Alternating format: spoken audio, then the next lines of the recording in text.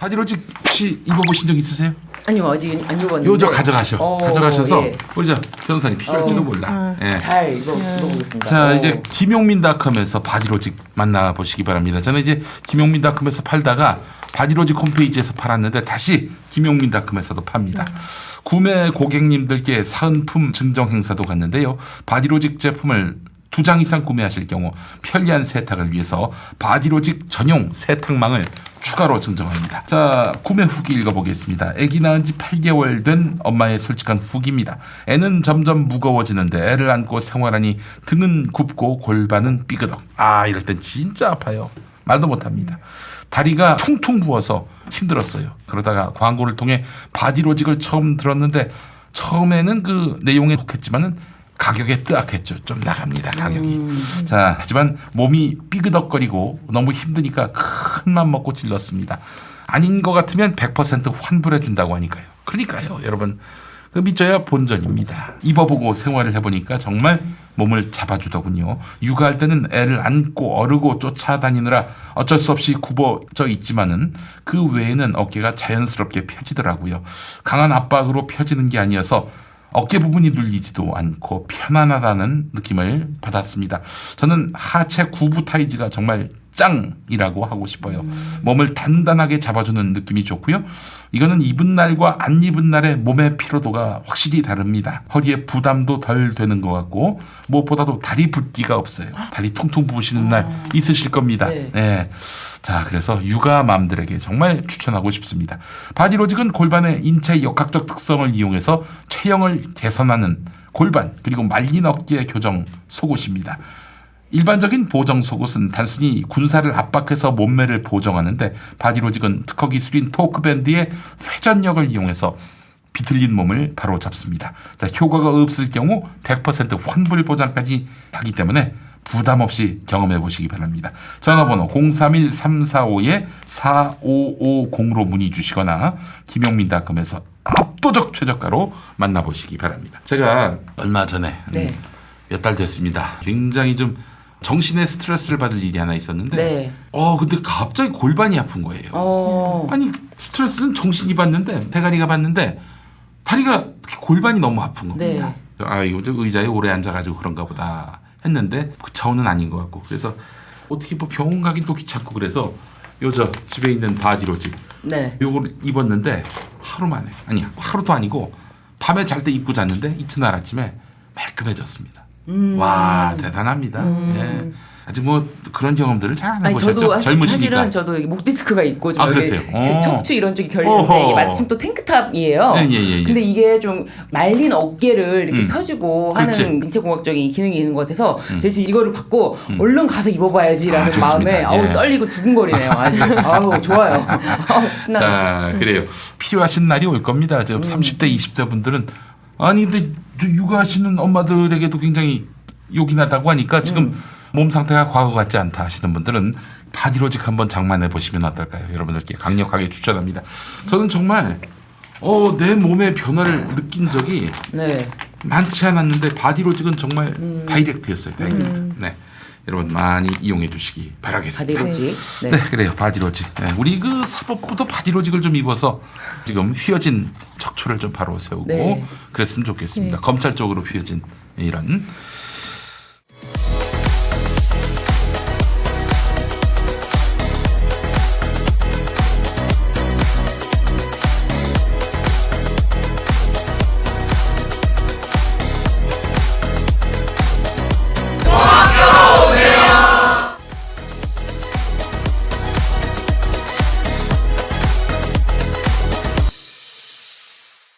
지금 보수 언론들이 계속 문제 삼는 게 35년 전 경력 증명서를 위조했다. 그렇기 때문에 이 사람은 위조의 달인이다. 라고 재판부가 판단한 거 아닙니까?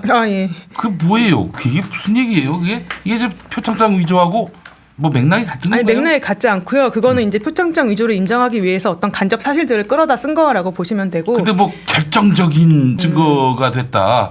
이런 식으로 지금 뭐 재판부를 옹호하는 그런 기사가 나오고 있어요. 그렇죠. 그거 이제 결론을 내려놓고 이제 유리한 증거를 저희가 변호사들이 사건을 진행하다 보면 이럴 때가 있어요. 이걸로는 이 판사가 유죄를 쓸 수도 있고 무죄를 쓸 수도 있겠구나 이런 느낌이 오는 게 있어요. 그리고 민사 같은 경우에는 이거는 원고 청구를 인용할 수도 있고 기각할 수도 있겠구나.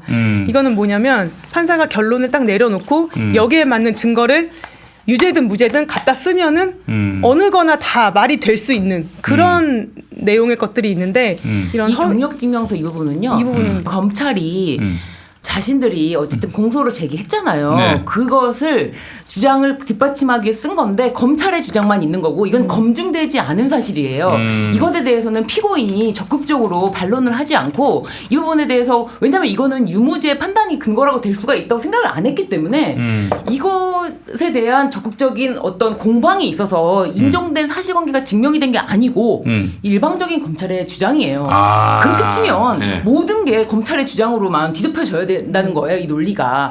그래서 더 말이 안 된다는 거예요. 이건 공방이 있었던 게 아니거든요. 그러면 공방을 해봐야지. 그러니까요. 그 판사가 말이야. 이거는 이거 여기서 나온 35년 전 경력증명서는 뭐가 되는 거냐?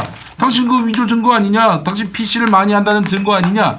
재판부가 그렇게 물어서라도 변호인이 거기에 답변을 함으로써 뭔가 진실에 다가가야지. 그 뭐 묻지도 않고 쟁점도 안 됐다는 거 아니에요. 그래놓고는 판결을 그렇게 중형을 내려놓고 그래놓고는 이게 바로 정경심이가 PC를 잘한다는 증거다. 따라서 이 사람은 위조의 달인이다. 네. 이런 논거가 됐던 것이고요. 네, 논거가 됐는데 어쨌든 이게 논거로 쓰이기에 적당한지 검찰이 내놓는 증거가 증명된 증거가 아니면 이건 주장이잖아요. 네. 이것도 이렇게 위조했을 것이다라는 주장이지 네네. 이게 증명된 게 아니란 말이에요. 그렇죠. 그거를 가지고 그대로 증거로 쓴다, 간접 증거로 쓴다는 자체가 이건 넌센스예요. 증명되지 않은 사실을 그냥 그대로 갖다가 검찰의 주장을 그러면 뭐하러 이거는 증명을 합니까? 말이 안 되는 거죠. 이거 보니까 말이죠. 이게 언론들로 하여금 네. 이번 재판 결과가 정당하다. 그렇기 때문에 이걸 갖고 기사 써라. 이런 뭐 법원과 혹은 뭐 검찰과 언론 사이에 어떤 모종의 정보 교환이 있었던 것은 아닌지 그런 생각이 들고요. 저는 김태형 기자 그런 말 많이 했잖아요. 정경심 교수 재판 주로 오전은 검사가 검찰, 네, 먼저. 검사가 이제 네. 말하자면은 피고에게 네. 그리고 오후에는 변호사가 반대 신문. 네. 이제 반대 신문을 하는 것이고, 근데 오후에는 거의 자기밖에 없었다는 거예요, 김태형 네. 기자가. 네. 오전만 보고 다 나가서 기사 쓰고 그걸로 끝. 그러니까 이제 애초부터 변호인 신문 해봐야 이건 뭐 그 정경심한테 유리한 그런 진술만 나올 것이고 그것만 이제 화두가 될 거니까 보지 말고 우리가 필요한 거는 정경심이 죄인이라는 이런 인상을 굳히는 거. 우리한테 그게 중요한 거니까 굳이 그렇게 뭐 오후까지 남아가지고 그 얘기 다 들어줄 필요가 없다라고 기자들이 그렇게 인식했고, 그 기자들의 인식 속에는 검찰의 어떤 그 언론에 대한 모종의 메시지가 있었던 것은 아닌지. 그 오후까지 왜 봐 그거를. 그 학생들 시간 많이 남나? 그냥 집에 가 그냥. 오전에 우리 얘기만 들으라고. 이런 것은 아닌지 하는 생각마저 들어요. 이 경력증명서라는 얘기를 꺼내는 순간 마치 이건 증명된 사실인 것처럼 판결문 버젓이 나와 있단 말이에요. 네. 이게 증명된 사실인가요? 이거 증명된 사실은 이게 아니에요. 무슨 인과관계와 연관관계가 있는지 모르겠어요. 그리고 무엇보다 그렇게 치면은 검찰이 공소를 제기하면 그대로 받아들여주면 되지 뭐하러 증명을 합니까? 뭐하러 증인을 부르고. 이거는 똑같은 거예요. 검찰이 이렇게 주장한 사실이고요. 주장한 사실에 대해서 어떤 증명 과정을 거치지 않고 법원이 그대로 받아들여준 거예요. 참, 아이고, 근데 이런 얘기를. 근데 마치 경력증명서 위조한 경험이 있음 이렇게 나와버리니까 예. 아 그렇구나, 아 그래. 맞아. 네. 정경심이가 그동안 요리조리 피해 다녔는데 그게 딱 걸렸네. 이게 말하자면은 이게 핵심 증거가 나왔다. 스모킹건이 네. 나왔다. 이런 식으로 해가지고. 그런 식으로 보여질 수 있는 사실관계를 버젓이 여기다 넣은 거죠. 근데 이거는 증명된 것이 아니라는 점을 좀 그럼요. 생각을 했으면 좋겠어요. 예, 그래요.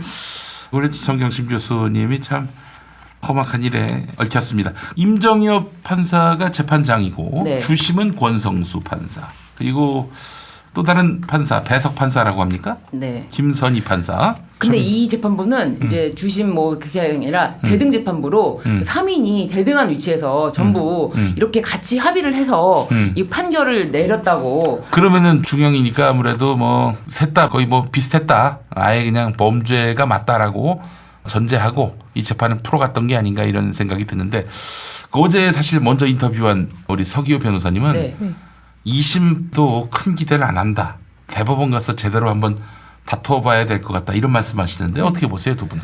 저는 항소심에서도 충분히 다투어 볼만하다고 생각이 드는데요. 특히 이 강사 휴게실 PC의 증거 능력 같은 경우에는 여기서 어떻게 보면은 검찰이 주장하는 결정적인 증거들이 나왔는데 네.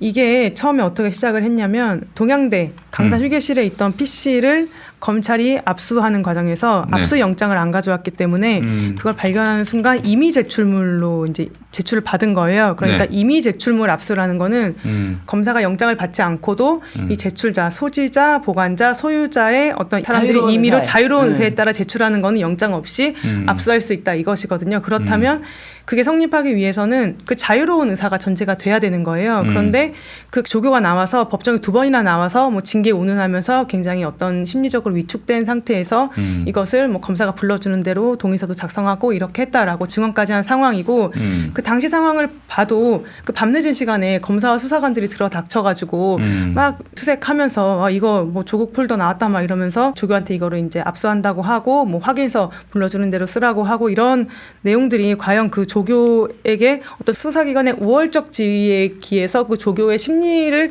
위축시키는 그런 일은 없었는가. 저는 거기에 대해서 좀 더 항소심에서 면밀하게 심리를 해야 된다고 생각이 들고 그다음에 이 인턴 증명서 관련해서는 과연 검찰의 말대로 허드렛 일을 했는데 허드렛 일이라고 쓰지 않고 좀 더 좋게 쓰고 시간도 조금 늘려준 것이 과연 사회적인 어떤 뭐 비난 가능성을 넘어서 네. 형사처벌의 대상이 될 만한 행위인가라는 것에 대해서는 한번 항소심에서도 이 지금 1심에서는 7개 스펙에 대해서 모두 다 유죄를 내렸거든요. 그럼 그것도 면밀하게 하나하나 살펴봐야 되는 거 아닌가 싶어요.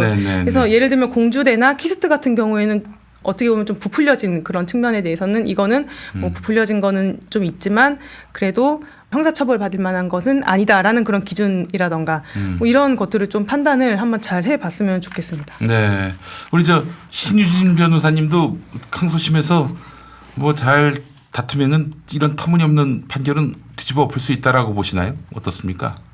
이게 아까 초반에 말씀드렸지만 삼성의 그 이상훈 전 의장 그 사람 경우에는 항소심에서 무죄가 됐거든요. 네네네. 위법 수집 증거다라고 해서. 글쎄 말이에요. 그런데 삼성은 되고 정교신 교수는 쉽지 않게 되는 게 법원의 지금 분위기가 아닌가. 그 위법 수집 증거가 아니라고도 볼 수 있는 거 아니에요? 임정엽 그렇죠. 주장으로 보면은. 네.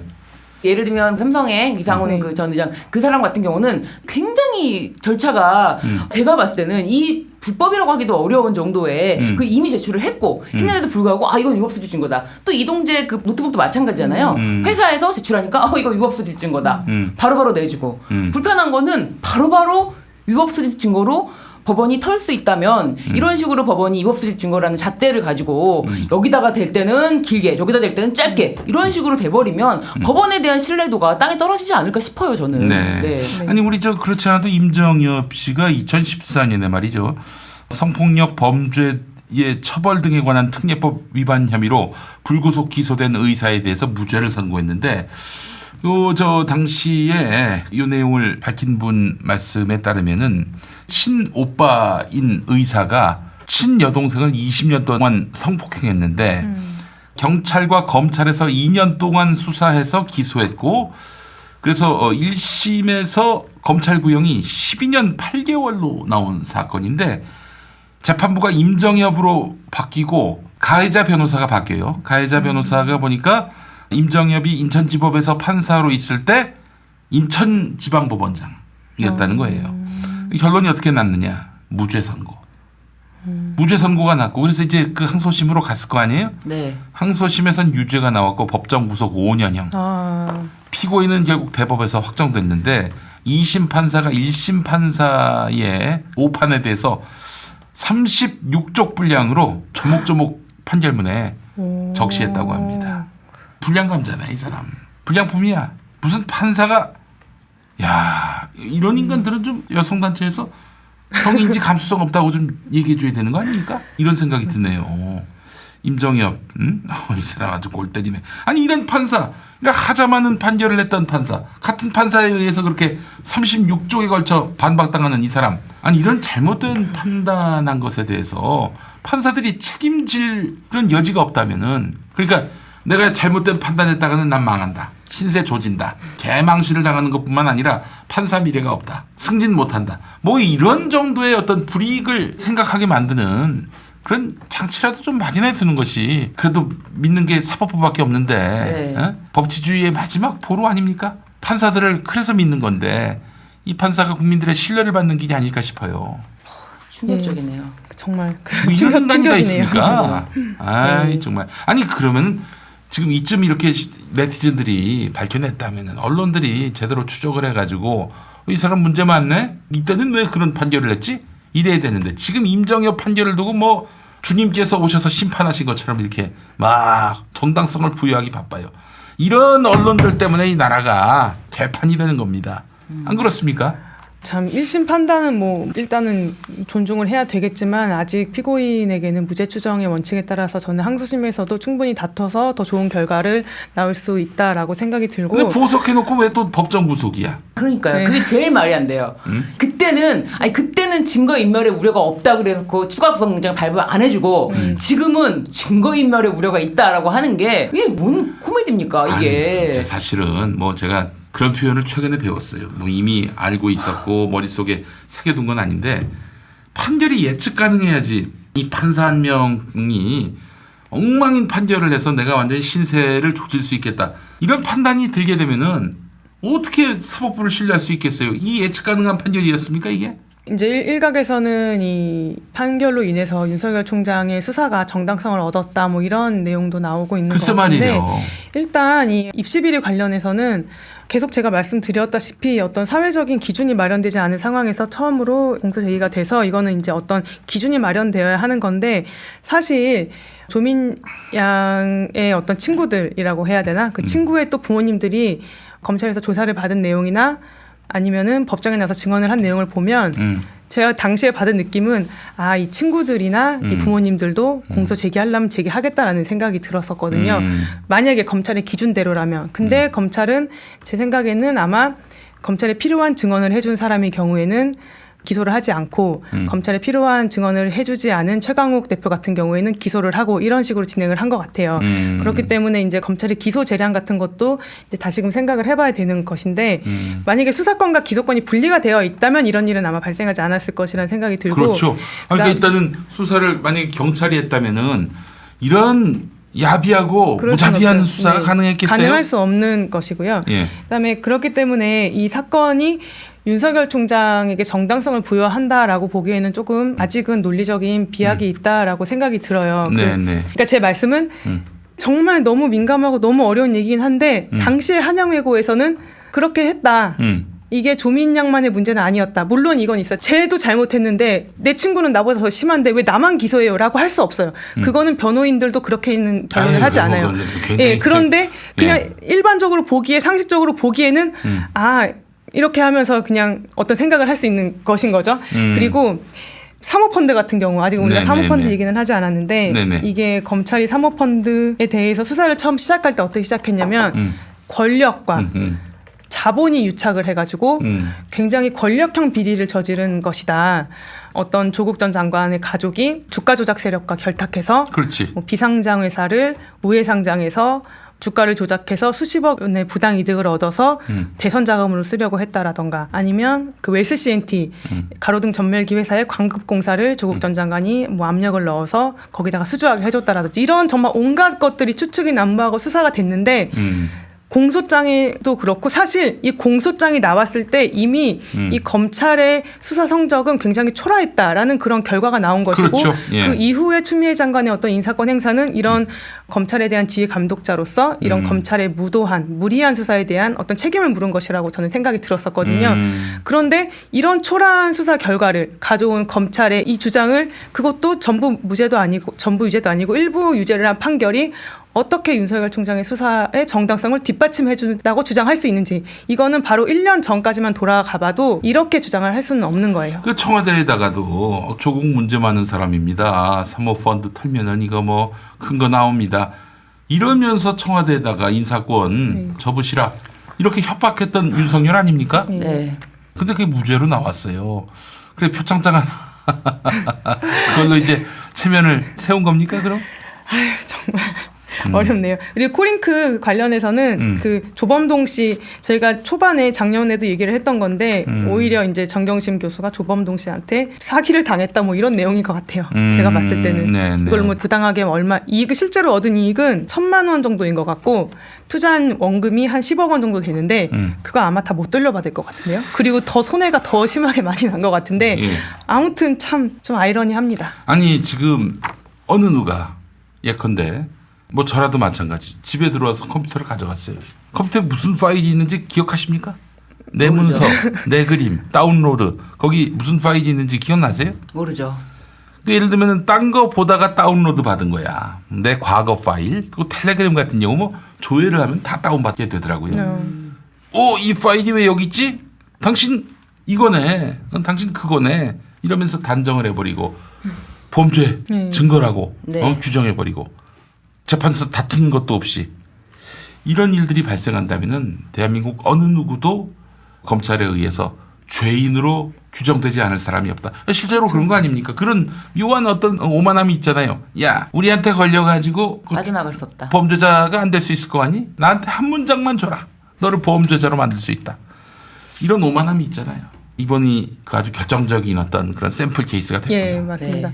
그 한 가족을 360도로 털었을 때 어떤 결과가 일어나는지 검찰이 특수부 검사 100명인가요? 뭐 몇십 명을 동원해서 한 가족을 턴다면 이런 정도의 것은 이거보다 더 이상의 것이 뭐 나올 수 있죠. 네, 그래서 저도 생각을 해봤어요. 아, 검찰이 나를 이렇게 360도로 턴다면 나한테 뭐가 나올 수 있을까?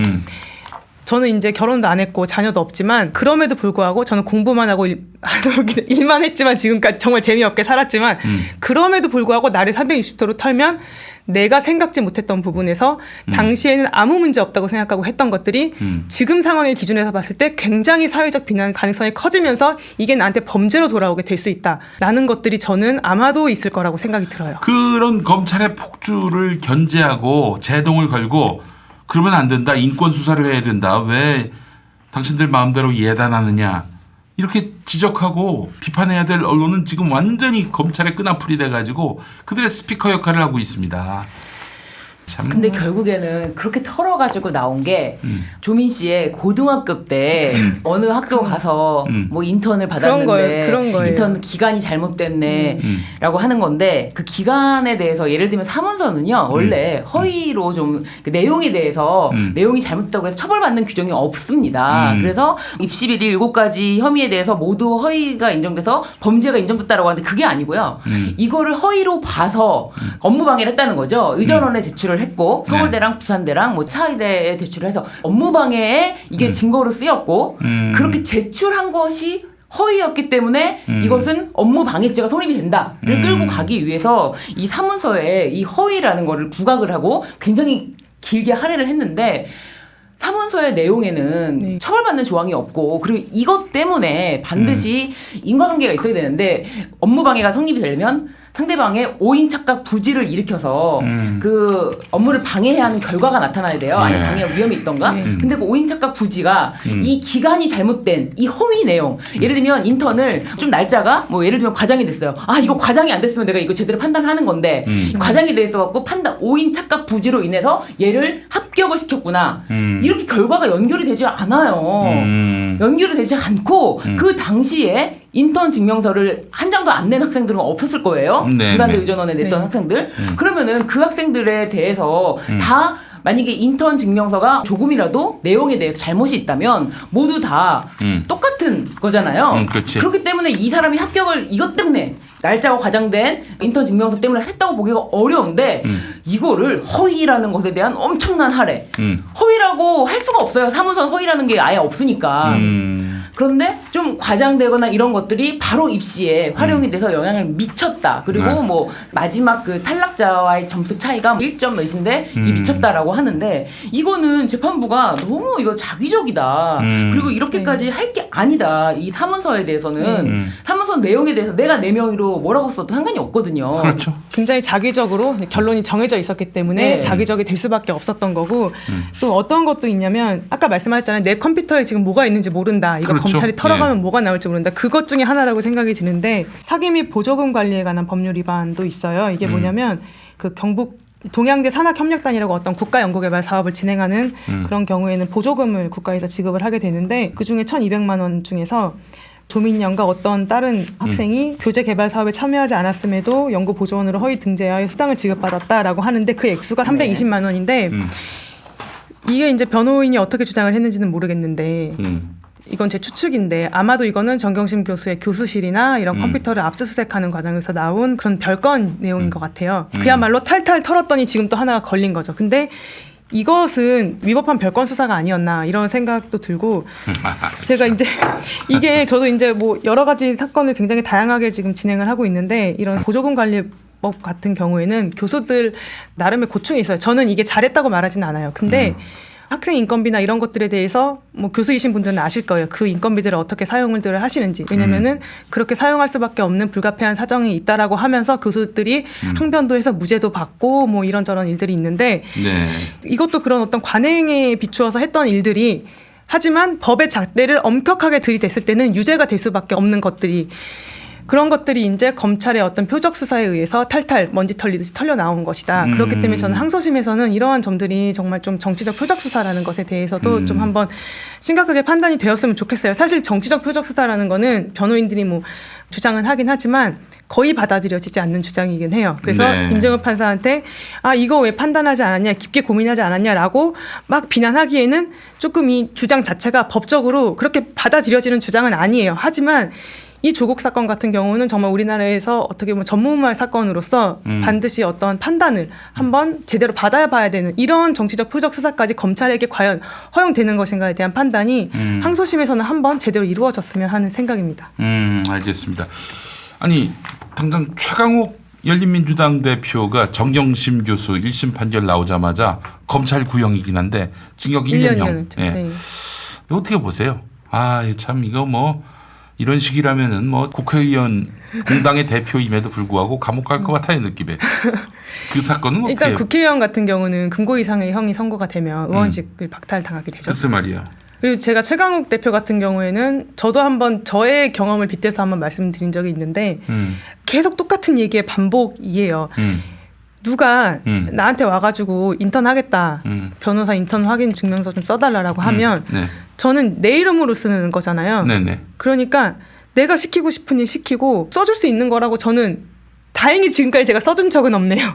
그렇게 써줄 수 있는 거라고 저는 생각을 했어요. 그리고 그게 그렇게 로스쿨 입시에 중요하게 반영되는지도 사실 저는 로스쿨이 아니라서 잘 몰라요.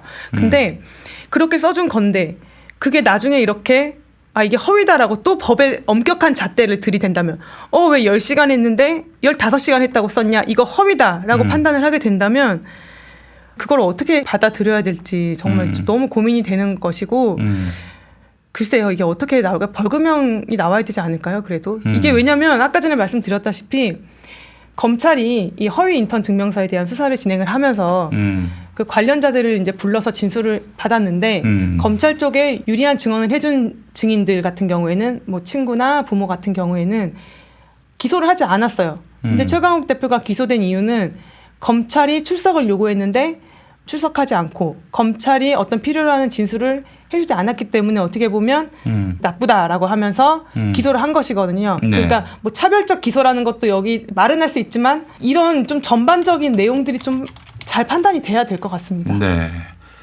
저는 이해할 수가 없어요. 이거를 기소를 해가지고 1년을 구형했다는 검찰을 정말 이해할 수가 없는데 이거 재판부에 진짜 현명한 판단이 필요할 것 같아요. 네, 맞아요. 딱 이거는 그 말밖에 할 게 없어요. 현명한 판단이 필요한 부분이네요. 이거 영향 받지 말고 이 사건과는 완전히 이건 별개로 이 정경심 교수 판결에 대해서 영향을 받는다는 것이 오히려 진짜 큰 문제가 될 것 같아요. 그래서 이 문제를 좀 직시를 해야 되는데 지금 언론 보도의 지향을 보면은 완전히 다른 목소리가 내는 거는 뭐 유튜브라든지 이렇게 채널이 정말 한정적인 것 같아요. 네. 그래서 판사들이 그렇게 정경심 교수 4년을 하니까 오히려 여론이 잠잠하더라라고 생각을 하게 돼서 안심하고 여기서도 이 사람이 국회의원이라도 좀 더 내가 좀 강하게 구형하는 거 보여줘야겠다라고 생각을 하게 되면은 정말 사법부에는 더 이상의 신뢰를 조금도 줄 수가 없다. 이거는 정말 크리스마스 이브에 이딴 소리 나고 말이죠. 저희 이제 마무리할 때가 됐는데 네. 지금 방송 오늘 보실 때쯤이면은 아마 결론이 나왔을 수도 있겠다는 생각이 드는데 기각으로만 우리는 좀 믿고 마무리를 해야 될 것 같습니다. 기각이 아니, 되겠죠. 기각 아니고서 딴 네, 답이 다른 나온다는 답이 거는 없는데. 이건 그거는 상상도 못할 일이고요. 이거는 앞으로 야 문재인 정권 꿇어. 앞으로 모든 결제는 우리 사법부한테 받아야 돼. 이러는 것과 마찬가지입니다. 그렇기 때문에 아마 그런 결과는 정말 나오지 않을 것이다라고 정말 우리 사회의 마지막 양식을 믿고 싶습니다. 설마 아니겠죠? 인용이 되거나 하는 뭐 또 얘기는 뭐 아까 우리가 짚은 대로 윤석열의 직무를 정지함으로써 발생할 수 있는 불이익이 크다. 공익의 그 침해가 크다. 뭐 이런 얘기예요. 수사가 이게 잘 안 돌아간다든지 뭐 그렇다는데 네 우리 뭐 정말 그렇습니다. 아유 참 검찰 개혁, 언론 개혁, 사법 개혁. 일단은 호랑이 등에 올라탔으니까 뭐 정말 죽이 되든 밥이 되든 가야 됩니다. 만약에 적당히 무마하고 타협한다 그러면 제가 단언컨대 문재인 대통령 임기 끝나고 이제 문재인 대통령 텁니다. 그때 또 지몸미 할 겁니까? 지켜드리지 못해 죄송합니다. 이럴 거예요. 그렇기 때문에 지금 이 국면에서 좌절하는 건 사치다. 낙담하는 건 사치다. 이런 또 결의를 다지면서 일단 오늘 그 말씀 멋있네요. 예, 크리스마스 이브와 네. 크리스마스 잘 보내고 네. 12월 26일부터 다시 한번 불타게 우리가 이 시대에 남은 개혁들을 하나하나 좀 추진해 나가야 하지 않겠나 하는 생각을 해봅니다. 이렇게 마무리할까요? 네. 네. 근데 저는 다시 마지막 한 말씀 드리면 네. 최강욱 대표는 무죄라고 저는 생각이 들어요. 무죄? 이거는 아유 또 그렇죠. 이거는 말이 안 돼요. 이거를 가지고 업무 방해를 했다. 이건 진짜 말이 안 된다고 생각이 들어서 이 부분은 정말 이거는 네. 무죄가 나와야지만 된다라고 네. 생각이 그 부분을 다시 정확하게 네. 짚어드리겠습니다. 알겠습니다. 그리고 말씀하신 대로 좌절하는 건 사치다. 그 말씀 되게 멋있네요. 또 가슴에 새기겠습니다. 또 저 윤석열 직무정지 징계 무효화 관련 소송은 기각으로 결론 났으리라 믿어 의심치 않습니다. 여러분 메리 크리스마스 하시고 두 분도 오늘 행복한 저녁 보내시고요. 네. 네. 메리 크리스마스. 메리 크리스마스. 즐거운 크리스마스 되십시오. 예. 자, 마음속으로. 검찰청장 마칩니다. 고맙습니다. 감사합니다. 감사합니다. 아유, 수고하셨습니다.